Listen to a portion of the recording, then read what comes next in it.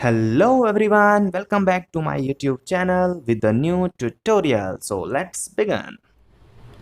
तो आज इस वीडियो में हम पढ़ने वाले हैं class 8th maths chapter 1 exercise 1.6 RD. Sharma से। इससे पहले एक एक्सरसाइज 1.5 तक हमने पूरा सॉल्व करवा दिया है। अगर आपने नहीं देखा है और आपको कोई दिक्कत आ रही है उन क्वेश्चनों को सॉल्व करने में तो आप मेरे चैनल पर जा करके वीडियो को देख सकते हैं, वहाँ पर सारी वीडियोज़ अवेलेबल है। ठीक है, तो आइए देखते हैं इस एक्सरसाइज को कैसे सॉल्व करेंगे।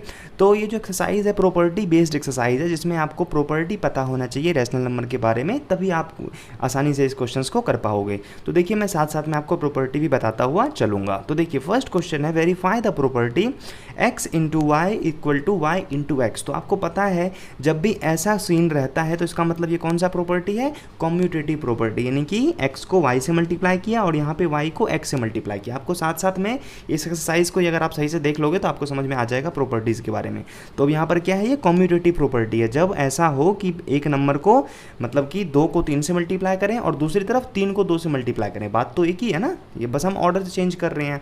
तो यहाँ पर भी कौन सा प्रॉपर्टी है, कॉम्यूटेटिव प्रॉपर्टी। तो इसका हमें यहाँ पर क्या करना है, इसको वेरीफाई करना है। तो करते हैं, x की जगह पे ये है, y की जगह पे ये है, तो अब इसको हमें लिखना पड़ेगा -1/3 मल्टीप्लाई y की जगह पे है 2/7 इज इक्वल टू क्या ऐसा आ रहा है, तो चेक कर लेते हैं। 2/7 इंटू में और x की जगह पे आ जाएगा -1/3। तो अब देखते हैं ये क्या आ रहा है, 2 1 जा 2 माइनस का और 7 3 जा 21 इज इक्वल टू 2 1 जा 2 माइनस का और 7 3 जा 21। तो ये हमारा LHS इक्वल टू RHS आ चुका है। ठीक है, तो हो गया ये हमारा वेरीफाई। आइए नेक्स्ट क्वेश्चन को करते हैं। इसके जो बाकी के क्वेश्चन है वो आप कर लोगे, मैं फर्स्ट क्वेश्चन एंड इसके फोर्थ क्वेश्चन आपको करवा देता हूँ। बाकी का सब एक जैसा ही है तो आप उसको कर लेना। तो अब देखिए इस क्वेश्चन को कैसे करेंगे हम। इसका फोर्थ पार्ट है कि x के जगह पे 0 है तो 0 को मल्टीप्लाई करना है हमें किससे, -15/8 से, और ये किसके बराबर आएगा, ये आएगा -15/8 इंटू 0 के बराबर। बात सिंपल ही है ना, क्योंकि आप दोनों को मल्टीप्लाई कर रहे हो, इक्वल ही आना है। आप पहले मतलब 1 को 2 से मल्टीप्लाई करो या 2 को 1 से मल्टीप्लाई करो, बात तो बराबर ही है ना। तो यहाँ पे ये भी 0 आ जाएगा, ये भी 0 आ जाएगा, तो ये हमारा हो गया वेरीफाई कंप्लीट। ठीक है, तो इसी तरह से आप फर्स्ट क्वेश्चन को करोगे। आइए बढ़ते हैं नेक्स्ट क्वेश्चन की तरफ। क्वेश्चन नंबर 2 देखते हैं वो कैसे होगा।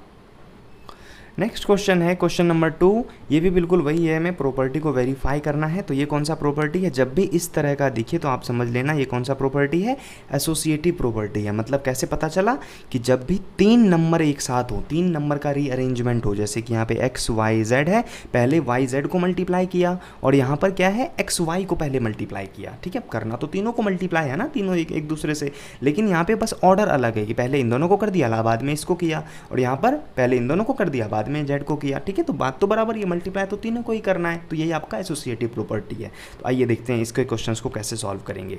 तो यहाँ पर -7/3, ठीक है, फिर उसके बाद मल्टीप्लाई, फिर यहाँ पर हो जाएगा 12/5, फिर यहाँ पे मल्टीप्लाई, ये हो जाएगा 4/9। अब इस इधर सबसे पहले इसको सॉल्व करना है, इज इक्वल टू, और यहाँ पर क्या है एक्स वाई, यानी कि -7/3 मल्टीप्लाई 12/5 मल्टीप्लाई, और ये z की जगह पे 4/9। तो इधर पहले इन दोनों को करना है। ठीक है, आंसर तो सेम ही आएगा, तो वही हमें करके दिखाना है। तो देखिए अब यहाँ पर सबसे पहले ब्रैकेट वाले को सॉल्व करेंगे। ठीक है, तो -7/3 फिर इनटू में ब्रैकेट को सॉल्व किया तो ये क्या हो जाएगा, यहाँ पे 3 के टेबल में ये आता है कितने बार में, 4 बार में, 3 के टेबल में आएगा ये 3 बार में, और कोई कट रहा है, अब नहीं कटेगा तो इसको मल्टीप्लाई करके लिख देंगे। 4 4 जा 16, 5 3 जा 15 इज इक्वल टू, इस तरफ क्या हो रहा है, इधर भी कट रहा है, 3 के टेबल में ये 4 बार में, और कोई सा भी नहीं कट रहा है। 7 चौके 28 माइनस का 28 अपॉन में 5 का 5 इंटू में 4/9। ठीक है, अब ये कट नहीं रहा है तो इसको मल्टीप्लाई करके लिख देंगे। तो 16 7 जा होता है 1112 अपॉन में ये 15 3 जा 45 साइन माइनस का इज इक्वल टू, यहाँ पे 28 4 जा यानी कि 8 चौके 32, 2 इधर 3 इधर, फिर 4 दूनी 8 8 3 11, और साइन माइनस का अपॉन में 9 5 जा 45। तो ये हमारा दोनों क्या आ चुका है, LHS इक्वल टू RHS आ चुका है। ठीक है, तो एसोसिएटिव प्रॉपर्टी ये हो गया आपका। अब आइए देखते हैं इसके नेक्स्ट क्वेश्चन को कैसे करेंगे। इसी का क्वेश्चन नंबर 2 का ही नेक्स्ट पार्ट है, बाकी के पार्ट आप खुद से कर लेना, मैं एक और पार्ट करवा देता हूँ। ये भी बिल्कुल सेम वैसा ही है। इसमें भी क्या करना है आपको, इसकी जगह पे वैल्यू पुट करनी है, यानी कि 5/7 मल्टीप्लाई -12/13, फिर मल्टीप्लाई -7/18।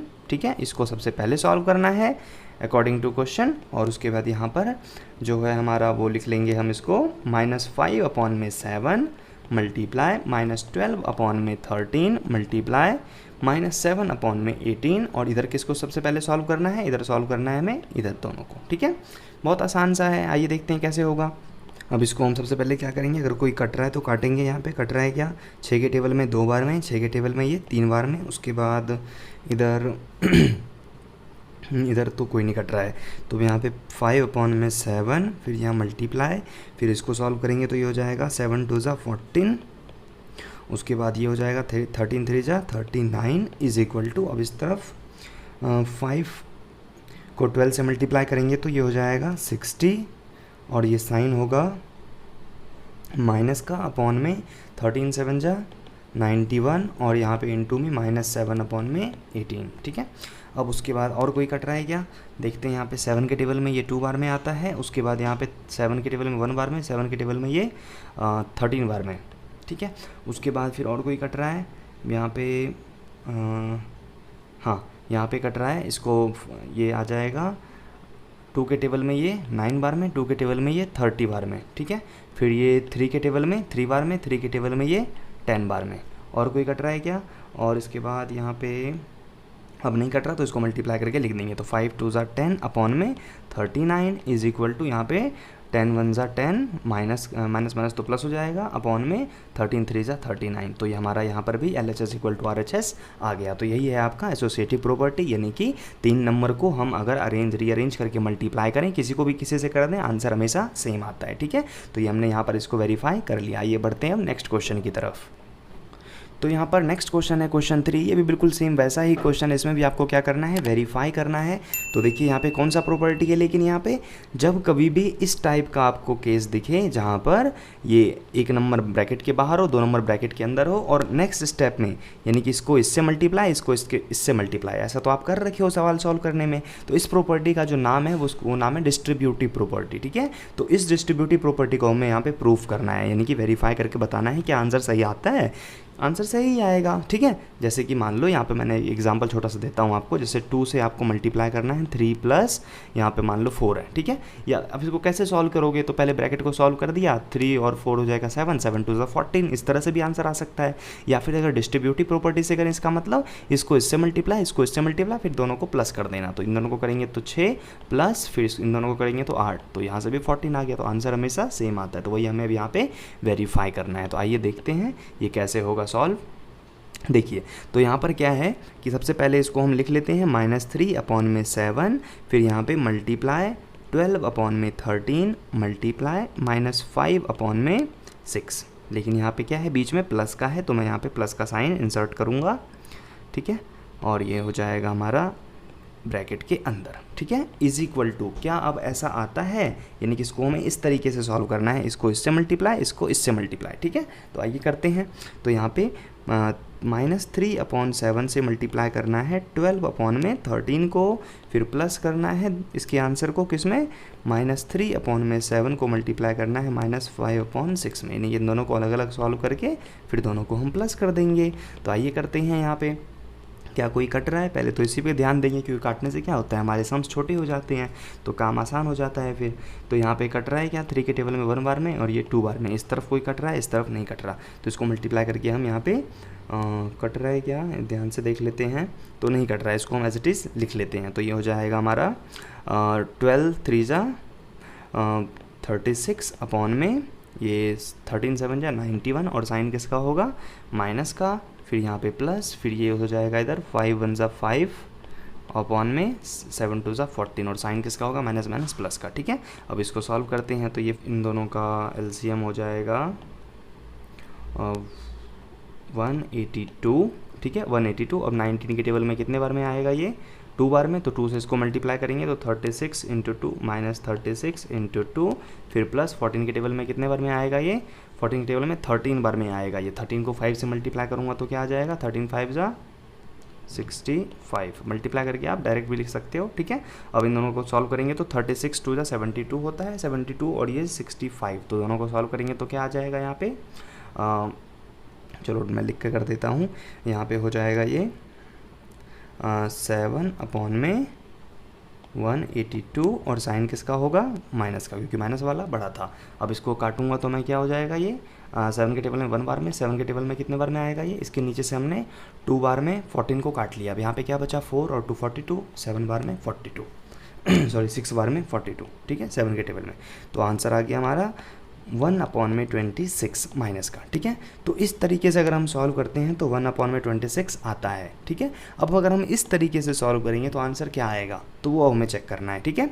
तो देखिए इस तरफ से अगर मैं सॉल्व करूँगा तो ये आ जाएगा माइनस का 3/7 और यहाँ पे इन दोनों का क्या कर लूँगा, एलसीएम लूँगा। तो एलसीएम लेने के बाद क्या हो जाएगा, ये 13 और 6 का एलसीएम हो जाएगा, 13 और 6 का एलसीएम हो जाएगा, ये दोनों भी टेबल में नहीं आता तो मल्टीप्लाई करना पड़ेगा। तो 13×5 = 65, ठीक है। उसके बाद फिर यहाँ पे 13 के टेबल में 78, 13 6 है ना 78। फिर उसके बाद ये 13 के टेबल में कितने बार में आएगा, 6 बार में, तो 12 6 72। फिर ये प्लस, फिर ये 6 के टेबल में 13 बार में, 13 5 65 और साइन माइनस का, ठीक है। उसके बाद यहाँ पर इसको करेंगे हम तो -3/7 और ये इन दोनों को सॉल्व करेंगे तो ये हो जाएगा इनटू में, अब यहाँ पे प्लस माइनस माइनस 72 में 65 जाएगा तो बचेगा 7 और साइन किसका होगा, ये हो जाएगा प्लस वाला और उसके बाद 78, 7 से 7 ख़त्म। अब ये 3 के टेबल में कितने बार में आएगा, 3 के टेबल में 26 बार में। तो आंसर आ गया हमारा इधर भी -1/26। तो इस तरफ से भी वही आया, इस तरफ से भी वही आया। यानी कि मेनली आपको जो काम क्या याद रखना है, ये है काम की चीज़ कि डिस्ट्रीब्यूटिव प्रॉपर्टी में जब भी हम करते हैं तो हमारा इस तरह का सिनेरियो आता है, ठीक है, जहाँ पर हमें ब्रैकेट के बाहर वाले नंबर से ब्रैकेट के अंदर वाले दोनों नंबर को मल्टीप्लाई करना पड़ता है, ठीक है। तो इस तरीके से हम इसको सॉल्व करते हैं, ठीक है। आइए बढ़ते हैं नेक्स्ट क्वेश्चन की तरफ। नेक्स्ट क्वेश्चन है क्वेश्चन नंबर 4। अब यहाँ पे क्या कह रहा है, use the distributive of multiplication of rational number over their addition और सिंप्लीफाई। यानी कि सिंपल हमें क्या करना है, यहाँ पे डिस्ट्रीब्यूटिव प्रॉपर्टी का यूज़ करना है, ठीक है। तो कैसे करेंगे आपको पता ही है, अभी पिछले क्वेश्चन में किया था हमने। तो मैं इसका एक पार्ट आपको बता देता हूँ। डिस्ट्रीब्यूटिव प्रॉपर्टी मतलब क्या, इसको इससे भी मल्टीप्लाई, इसको इससे भी मल्टीप्लाई, ठीक है, और दोनों को फिर सॉल्व कर देंगे। तो यहाँ पर हम करते हैं इसको सॉल्व। तो ये हो जाएगा 3/5 से मल्टीप्लाई करना है 35/24 को, फिर प्लस कर देना है 3/5 को, फिर से मल्टीप्लाई करना है 10/1 से, ठीक है। फिर दोनों को प्लस कर देंगे। तो देखो पहले कोई कट रहा है क्या, कटने वाला होगा तो काटेंगे। 5 के टेबल में ये 7 बार में, 3 के टेबल में 1 बार में, ये 3 के टेबल में 8 बार में, फिर इधर 5 के टेबल में ये 2 बार में, ठीक है। अब क्रॉस मत काट देना, इस तरफ से इस तरफ को मत काटना क्योंकि बीच में प्लस का साइन है, ठीक है, ये सेपरेट कर रहा है इन सबको। अब उसके बाद ये क्या हो जाएगा, 7 1 7 अपॉन में 8 1 8 प्लस 3 2 6/1, ठीक है। अब यहाँ पे एलसीएम लेकर के सॉल्व कर लीजिए। एलसीएम 8 आ गया, फिर उसके बाद यहाँ पे 7 प्लस 1 के टेबल में 8 आता है 8 बार में, 8 6 48, फिर इन दोनों को प्लस कर देंगे तो यहाँ जाएगा 8 7 15 यानी कि 45/8। तो ये हो गया हमारा आंसर, ठीक है। आइए करते हैं इसका नेक्स्ट पार्ट। नेक्स्ट पार्ट भी बिल्कुल वैसा ही है। इसमें भी आप क्या करोगे, बहुत ही सिंपल सा कराने की ज़रूरत मुझे नहीं लगता है, ठीक है। आप ये खुद से ट्राई कर सकते हो, ठीक है। आइए बढ़ते हैं अब नेक्स्ट क्वेश्चन की तरफ। नेक्स्ट क्वेश्चन है हमारे पास, find the multiplicative inverse reciprocal of each of the following rational number. यानी कि हमें क्या करना है, मल्टीप्लिकेटिव इनवर्स फाइंड करना है। मैंने आप लोगों को पहले ही बता रखा है कि मल्टीप्लिकेटिव इनवर्स का मतलब क्या होता है, यानी कि ऐसे नंबर से उसको मल्टीप्लाई करना है कि आंसर 1 आए। जैसे मान लो मैंने आपको दे दिया 5, तो 5 को कैसे नंबर से मल्टीप्लाई करोगे जो आंसर आपका क्या आ जाए, 1 आ जाए। तो किससे मल्टीप्लाई करोगे, 1/5 से करोगे, तो 5 5 1 आ चुका आ गया, ठीक है। तो मल्टीप्लिकेटिव इनवर्स का मतलब होता है आंसर 1 आना चाहिए, ठीक है। तो आप रेसिप्रोकल से ही मल्टीप्लाई करोगे तभी तो आंसर 1 आएगा। जैसे अब देखो यहाँ पे 9 का मल्टीप्लिकेटिव इनवर्स क्या हो जाएगा, 9 को मल्टीप्लाई कर दूंगा 1/9 से, ठीक है।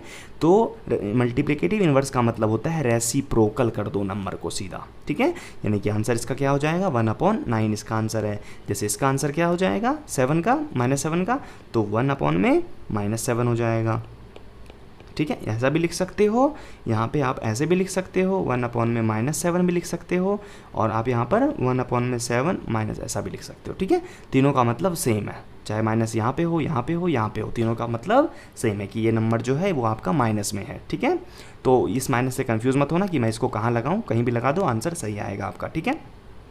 अब जैसे ये वाला नंबर है, इसको कैसे करेंगे, तो इसका रेसिप्रोकल हो जाएगा 5/12। अब ये वाला नंबर है, इसका रेसिप्रोकल क्या हो जाएगा, 9/-7। अब ये माइनस साइन कहीं भी लगा दो, ठीक है। तो क्लियर हो गया आपको, बहुत ही सिंपल सा था। आइए बढ़ते हैं अब नेक्स्ट क्वेश्चन की तरफ। नेक्स्ट क्वेश्चन है हमारे पास, name the property of the multiplication of rational number illustrated by the following statement. यानी कि बहुत ही सिंपल सा क्वेश्चन है।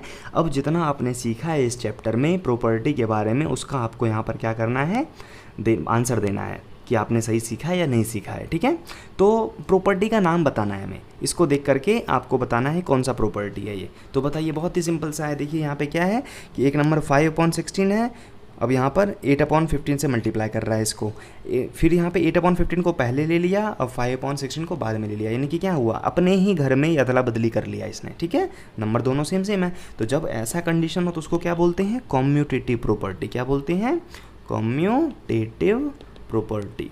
ठीक है, बहुत ही सिंपल सा था। ये हो गया आपका कॉम्यूटेटिव प्रॉपर्टी। अब जो नेक्स्ट वाला है तो आपको ध्यान रखना है, कॉम्यूटेटिव प्रॉपर्टी में क्या होता है, बस आप जगह बदलते हो। जैसे 2 को मल्टीप्लाई करना है 3 से, इक्वल टू 3 को मल्टीप्लाई करना है 2 से। नंबर तो दोनों सेम सेम ही है, लेकिन क्या हो रहा है, पहले 2 पहले था, अब 2 पहले बाद में ले लिया। ठीक है, बात सेम ही है।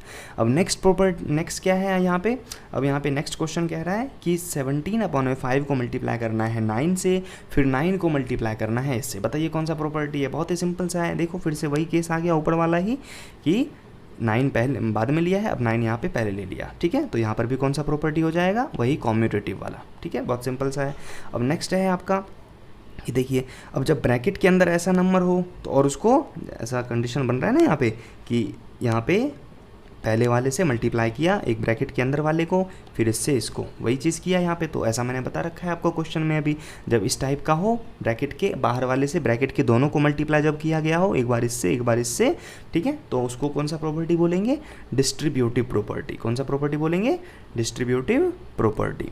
अब उसके बाद ये वाला देखिए, इसमें देखो यहाँ पे 3 नंबर है अलग अलग, यहाँ पे 3 नंबर है अलग अलग। अब तीनों को क्या कर रहा है, इसने पहले इन दोनों को मल्टीप्लाई किया, पहले इन दोनों को मल्टीप्लाई किया, यहाँ पर पहले फर्स्ट वाले 2 को मल्टीप्लाई किया। ठीक है, तो ऐसी प्रॉपर्टी को क्या बोलते हैं, जब 3 नंबर में अपने आप में रीअरेंज करते हैं, क्योंकि मल्टीप्लाई तो सबको करना है, आंसर भी ठीक है सेम ही आता है। तो लेकिन प्रॉपर्टी का नाम क्या है, एसोसिएटिव प्रॉपर्टी।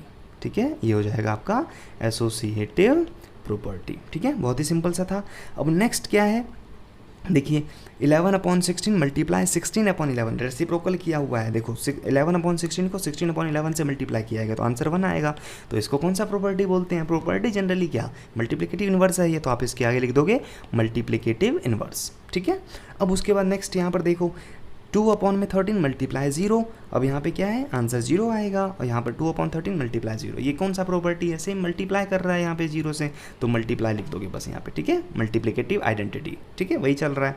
उसके बाद नेक्स्ट यहाँ पे क्या है कि 3/2, 5/2, अब यहाँ पर देखो क्या कर रहा है, देखो इस तरफ से समझ में आएगा आपको, यहाँ से इसको मल्टीप्लाई किया, यहाँ से इसको मल्टीप्लाई किया। ठीक है, तो वही लिखा हुआ है यहाँ पे, एक पेयर इसका मल्टीप्लाई का, एक पेयर इसका मल्टीप्लाई का। तो ये कब आता है, डिस्ट्रीब्यूटिव प्रॉपर्टी में आता है, जब हम ब्रैकेट के अंदर वाले को मल्टीप्लाई करते हैं ब्रैकेट के बाहर वाले से। ठीक है, क्लियर हो गया आपको प्रॉपर्टी, बस इतना ही आपको समझना था। 1 मार्क्स में क्वेश्चन आते हैं प्रॉपर्टी से रिलेटेड, आपको ऐसे ही क्वेश्चन दे देंगे और पूछा जाएगा व्हिच प्रॉपर्टी इज इट, तो आपको ऐसा बताना पड़ेगा। ठीक है, आई होप आपको समझ में आ गया होगा। आइए बढ़ते हैं नेक्स्ट क्वेश्चन की तरफ। अब नेक्स्ट क्वेश्चन है हमारे पास, देखिए question number 7, fill in the blanks. जनरली मैं ये सब क्वेश्चन कराता नहीं हूँ, फिर भी मैं आपको बता देता हूँ।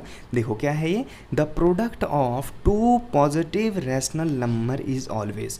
2 पॉजिटिव रैशनल नंबर का प्रोडक्ट क्या होगा, ऑलवेज पॉजिटिव होगा, क्योंकि दोनों ही पॉजिटिव होंगे, तो नेगेटिव का तो कोई सवाल ही नहीं है। तो क्या हो जाएगा ये, पॉजिटिव। ठीक है, उसके बाद द प्रोडक्ट ऑफ और positive rational number and a negative rational number is always. यानी कि प्रोडक्ट मतलब कि मल्टीप्लाई करना है हमें, एक कौन सा, पॉजिटिव वाला, एक नेगेटिव वाला। तो आपको पता है जब मल्टीप्लाई में एक माइनस का साइन आता है तो आंसर में क्या हो जाता है, माइनस का आ जाता है, तो आंसर क्या हो जाता है, नेगेटिव हो जाता है। ठीक है, बहुत सिंपल सा था। The product of 2 negative rational number is always, 2 negative, दोनों तरफ माइनस माइनस है, तो मल्टीप्लाई करते हैं तो आंसर क्या आ जाता है, पॉजिटिव आ जाता है। बहुत ही सिंपल सा था, ये तो बच्चों वाला क्वेश्चन है। फिर नेक्स्ट है, the reciprocal of positive rational number is always. अब पॉजिटिव रैशनल नंबर है, उसका रेसिप्रोकल करोगे तो क्या होगा, ऑलवेज पॉजिटिव ही होगा। ठीक है, तो ऑलवेज पॉजिटिव, तो यहाँ पे हो जाएगा पॉजिटिव। ठीक है। नेक्स्ट है द रेसिप्रोकल ऑफ नेगेटिव, तो नेगेटिव का रेसिप्रोकल क्या होगा, नेगेटिव से ही होगा ना, क्योंकि नेगेटिव से काटोगे तभी तो 1 आएगा आंसर, तो ये हो जाएगा हमारा नेगेटिव। नेक्स्ट है zero has dash reciprocal, zero का रेसिप्रोकल क्या होगा, जैसे मैंने बोला 0 तो 0/1, ठीक है। अब 0 है तो 0/1, इसका रेसिप्रोकल क्या बनाओगे 1/0, ये तो एग्जिस्ट ही नहीं करता है, ये नॉट डिफाइन है, ठीक है। तो नॉट डिफाइन हो गया ना, तो इसका लिखेंगे यहाँ पे नो, इसका कोई रेसिप्रोकल नहीं होता जीरो का, ठीक है, क्योंकि रेसिप्रोकल करेंगे तो 1/0 आ जाएगा, ये तो नॉट डिफाइन है, क्योंकि रैशनल नंबर जो हमने पढ़ रखा है वो क्या पढ़ रखा है, क्यू नॉट इक्वल टू 0, नीचे वाला कभी 0 नहीं होना चाहिए, अगर 0 होगा तो क्या हो जाएगा, नॉट डिफाइन आंसर हो जाएगा, ठीक है। तो ये हो जाएगा हमारा नो, इसका कोई रेसिप्रोकल नहीं होता। नेक्स्ट क्वेश्चन है the product of rational number and it's reciprocal is, यानी कि कह रहा है the product of a rational number, यानी कि एक रैशनल नंबर का जो प्रोडक्ट है and it's reciprocal is always क्या होगा, सिंपल सा वही जो आपका मल्टीप्लिकेटिव इनवर्स है, इसी पे बेस्ड है ना, कि उस रैशनल नंबर को क्या करना है आपको, उसके रेसिप्रोकल से मल्टीप्लाई करना है, तो आंसर क्या आता है 1 आता है, 1 हो जाएगा इसका आंसर, वही मल्टीप्लिकेटिव इनवर्स को पूछ दिया है यहाँ पे।